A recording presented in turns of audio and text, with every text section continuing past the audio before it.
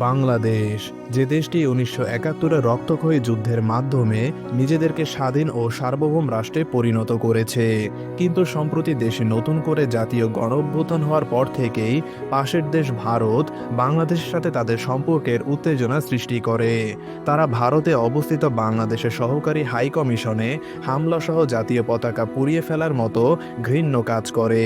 এছাড়াও বাংলাদেশের জলসীমায় প্রবেশ করে নাবিকসহ দুটি জাহাজ অপহরণ করে নিয়ে যায়।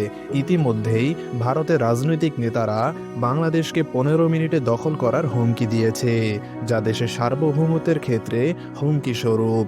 যদিও গ্লোবাল ফায়ার পাওয়ারের মতে সামরিক শক্তির দিক থেকে ভারত বিশ্বের ৪র্থ নম্বর স্থানে রয়েছে ও বাংলাদেশ ৩৭ নম্বর স্থানে। পার্থক্য অনেকটা বেশি হলেও বাংলাদেশে রয়েছে সম্ভাবনাময় সামরিক শক্তি। এখন প্রশ্ন হলো, বাংলাদেশ কি ভারতের সাথে যুদ্ধে পারবে?